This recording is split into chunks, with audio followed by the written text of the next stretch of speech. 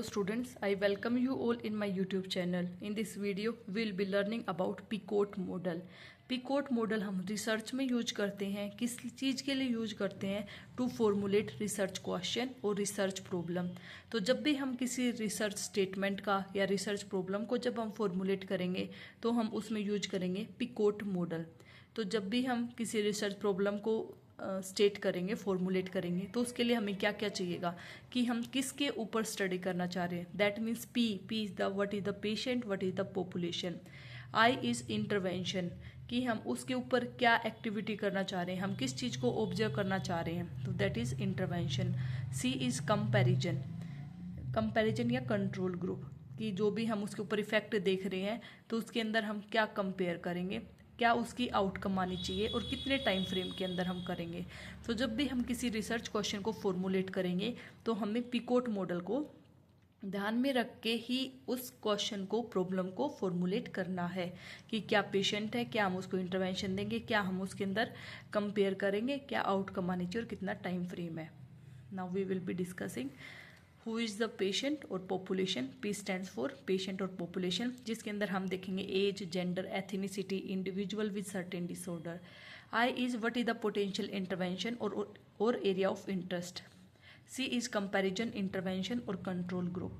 O is desired outcome और जो outcome है वो हमारी स्पेसिफिक मेजरेबल होनी चाहिए. And T is time bound. For example, study in adult patient with total hip replacement, effective in pain medication with aerobic stretching in controlling post-operative pain during perioperative and recovery time. तो ये हमें कोई research question formulate कर रखा है कि कोई study हमें करनी है adult patient with THR, that is total hip replacement. तो एडल्ट पेशेंट विद THR क्या है हमारा? पी. पेशेंट कौन है हमारे, हम किसके ऊपर स्टडी करना चाह रहे हैं? Adult patient with THR. उसके अंदर हमें क्या देखना है, क्या इंटरवेंशन हम उसको दे रहे हैं? इफेक्टिव इन पेन मेडिकेशन, ये हम उसको क्या दे रहे हैं? हम उसको क्या दे रहे हैं? ये इंटरवेंशन. उसके बाद with aerobic stretching, aerobic stretching हम उसको एक्स्ट्रा दे रहे हैं, दैट इज कंपैरिजन.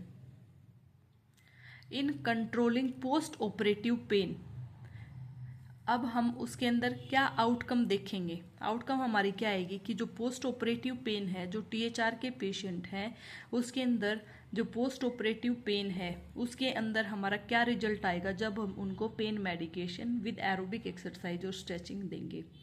कब हमें देनी है जो ये मतलब जो पेन मेडिकेशन और एरोबिक स्ट्रेचिंग है वो हमें कब करानी है? During perioperative and the recovery time period. तो this is the time frame.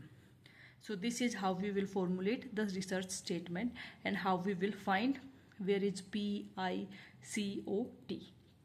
So here P is adult patient with THR, I is effect of pain medication, C is aerobic stretching, O is controlling post-operative pain, and T is during perioperative and recovery time.